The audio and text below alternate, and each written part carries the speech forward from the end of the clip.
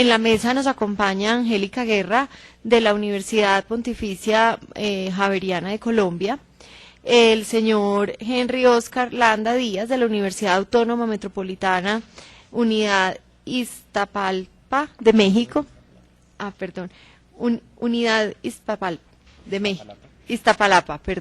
de México, y Camilo Pérez del Centro de Estudios Asia-Pacífico de la Universidad de AFID. Comenzamos entonces con Angélica Guerra.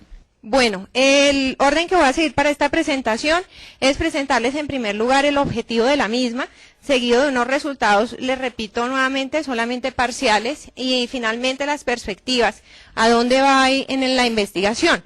Lo primero sería examinar los instrumentos de internacionalización que ha utilizado Colombia y reconocer además al Asia-Pacífico como una región que, para la agenda de gobierno nacional de ahora, bajo el presidente Santos, se convierte en un aspecto prioritario para el país.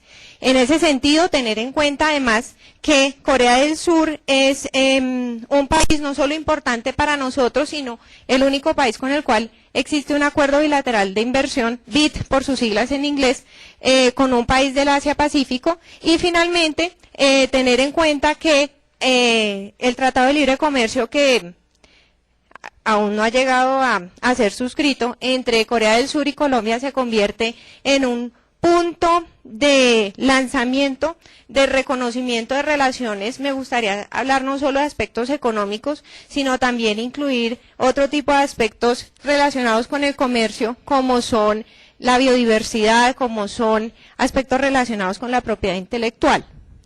En primer lugar, y a modo de marco teórico, pero bastante amplio, se debe decir que los países, principalmente las economías emergentes, los países menos adelantados y los países en desarrollo en general, han llevado a cabo una serie de políticas y una serie de estrategias para atraer flujos de inversión extranjera directa a los países, convirtiéndose así esto como una manera de dar el salto y obtener algo de desarrollo. Sin embargo, esas políticas no solo se han llevado a cabo de manera unilateral, también se han llevado a cabo a través de negociaciones bilaterales, plurilaterales y en el campo de la multilateralidad. Así, podemos decir que hay una carrera, una competencia, una maratón, diría yo, para que los países en desarrollo atraigan flujos de inversión extranjera directa a través de la suscripción de diferentes acuerdos internacionales de inversión. De esa manera podemos ver el caso de Corea del Sur y de Colombia, donde las relaciones diplomáticas inician desde 1979 y además se le acompaña a esta visión diplomática de una serie de acuerdos, básicamente el memorando de entendimiento en cooperación. Resalto entonces la parte de cooperación industrial y comercial. Las relaciones comerciales inician entonces mucho más profundas en el año 2009 y se da el inicio de las negociaciones. ¿Cuáles son los resultados parciales que hay con respecto a esta investigación? Que es interesante contrastar la realidad de estos dos países. Una, Colombia, donde la característica central podría ser una aplicación de políticas de sustitución de importaciones en los 70, acompañada de una serie de reformas estructurales de diversificación e internacionalización 20 años más tarde. En segundo lugar, el objetivo de diversificar los socios comerciales mucho más adelante, esto lo ubicaría yo a principios del milenio, y disminuir la dependencia económica. Acá dejo de lado la dependencia en términos políticos de un socio comercial común con Corea del Sur como es Estados Unidos, y además atraer flujos de inversión extranjera directa al país. Si contrastamos esta realidad con lo que sucede en Corea del Sur, podemos ver que se llevaron a cabo reformas estructurales durante los 70s y los 80s, y también tuvieron, digamos, que el mismo objetivo diversificador, tal como sucede con Colombia. En Colombia, entonces, esta política de sustitución de importaciones de corte ICI se aplicó durante buena parte del tiempo y rotundamente, sin darse ningún tipo de periodo de transición, se dio una política de apertura y de liberalización económica en los 90. Interesante porque a partir de nuestra Constitución Política de 1991 y el régimen económico que allí se planteó, en 1999 se da una enmienda constitucional que era un mensaje muy positivo para los potenciales inversionistas, porque se les estaba diciendo que la propiedad sería protegida, sí, pero que en caso de que se diera una expropiación, habría una indemnización. Y además la enmienda constitucional sirvió para decirles a ellos también, a potenciales inversionistas, que no tendría el Estado la facultad de expropiar sin reparar por razones de equidad. Así que el cambio en la Constitución Política de 1991, a través de la enmienda del 99, fue muy positivo. Resumiendo acá los instrumentos públicos relacionados con la inversión extranjera directa en Colombia, podemos darnos cuenta, y acá me voy a ir un poco más adelante porque el tiempo es corto y no nos ayuda mucho, pero sí hay que reconocer cómo la inversión extranjera directa se convierte en un punto de gran interés. En el tema subregional andino puede ser considerado como un motor doméstico y un motor que impulsara el crecimiento económico de Colombia a través de la subregión andina. Mucho más adelante, ya en la década de 2000, con las dos administraciones del presidente Uribe, podemos ver cómo se da un salto importante para reconocer al inversionista, para mandarle un mensaje positivo para que tuviese confianza y además para que se empezara a dar una profundización de relaciones con diferentes países, insertándose exitosamente al sistema de comercio internacional y facilitando todo lo que tiene que ver con el comercio. Cuando vemos la realidad de Corea del Sur, ¿qué nos encontramos? Una realidad un poco diferente. Interesante ver cómo se aplicó evidentemente una política de sustitución de importaciones desde los 53 hasta 1960, seguido de una política easy, pero sumándole un elemento bien interesante como es la orientación exportadora de sus empresas. Los 80s y los 90s, ¿qué sucede? Es interesante ver en Corea del Sur cómo se da un plan de promoción de la industria pesada y química en los 70s que tuvo definitivamente unos efectos negativos en su economía y por lo tanto a razón de esto se vio la necesidad de actualizar la estructura industrial de ese país. Es importante en la medida que al darse cuenta de estos elementos que les menciono, se dieron cuenta que la inversión extranjera directa y la liberalización era una manera para promover la tecnología y además dar un uso intensivo de conocimiento. Entonces solo les contrasto esto con la realidad colombiana como para que uno se vaya planteando los problemas que tenemos y las razones por las cuales el desempeño de Corea del Sur es tan distinto al colombiano, a pesar de que en momentos históricos más o menos parecidos se aplicaron políticas similares.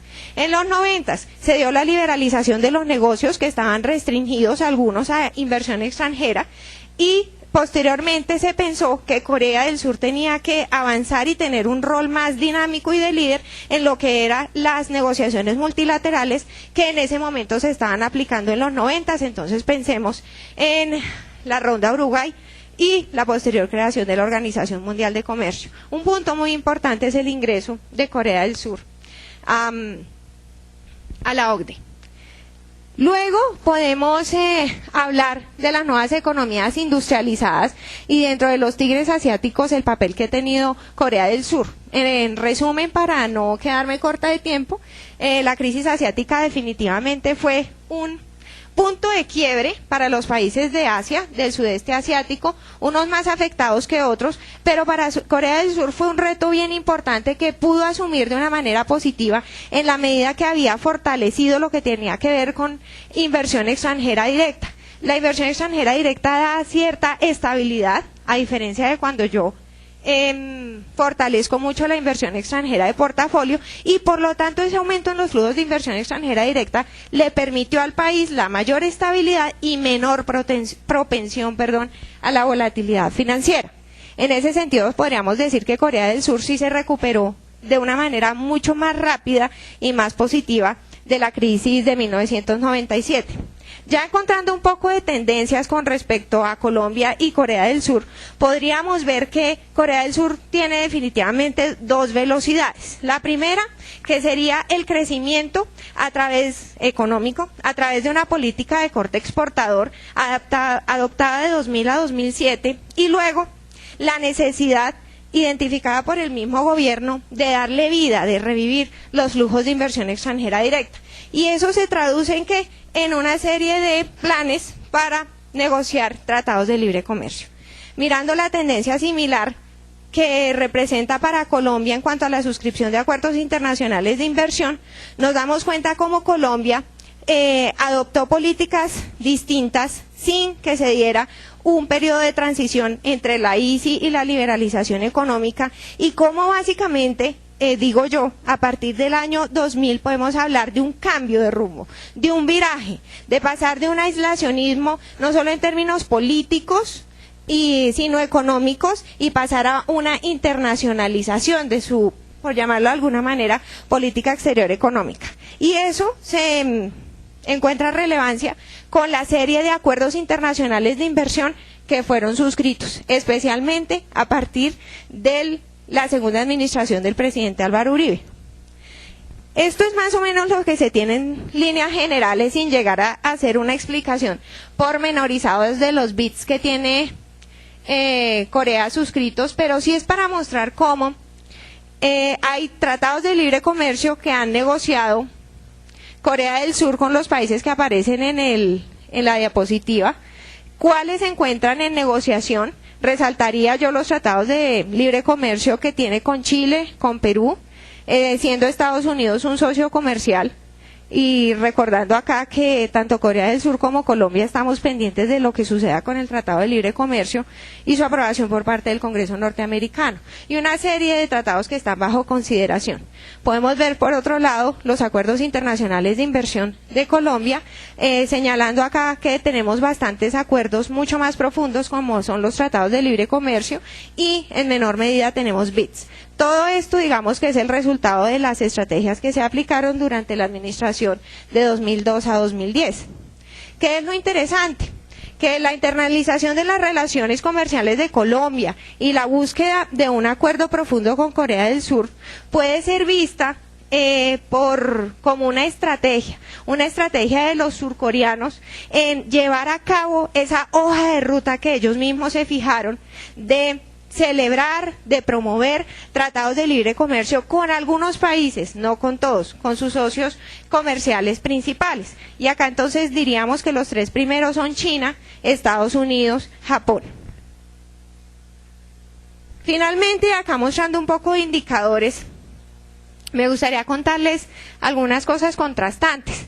Y más allá del crecimiento económico, que en la diapositiva es bien clara, del PIB corriente medido en billones de dólares, es interesante ver cómo la realidad de Corea del Sur y de Colombia es contrastante cuando se mira el índice Gini y lo que refleja en términos de inequidad. El caso colombiano es bastante preocupante, alcanzando un 58.5. Que sí resulta muy interesante mirar cómo los dos países tienden a converger en lo que tiene que ver con la proporción del empleo por sectores, sector servicios, como parte del PIB. Fíjense que Colombia y Corea del Sur tienden a converger, y para cifras de 2007 del Banco Mundial tenemos un porcentaje del 66.6 del empleo por sector servicios, contrastado con Colombia con 61.9. ¿Qué es lo interesante además de los socios comerciales? De acuerdo con unos datos de la Universidad Nacional de Seúl, que para el caso de Corea del Sur, y esto es también algo preocupante, los productos importados de Colombia son básicamente sector primario, materiales crudos, seguido de comida, animales vivos y bienes manufacturados. Entonces ahí es como una señal de preocupación de nosotros como Colombia, qué deberíamos hacer para no seguir nosotros en la tendencia de explotar sin ningún tipo de límite sector primario. ¿Por qué no pensamos mejor en incentivar y seguir la experiencia de Corea del Sur, incentivar lo que tiene que ver con conocimiento, con tecnologías, con know-how? Por otro lado, Colombia básicamente podríamos decir que importa productos de alta tecnología de Corea del Sur, como son vehículos automotores y los dispositivos telefónicos. Acá simplemente para que miremos un poco a través de una gráfica lo que les había mencionado del Producto Interno Bruto corriente, comparando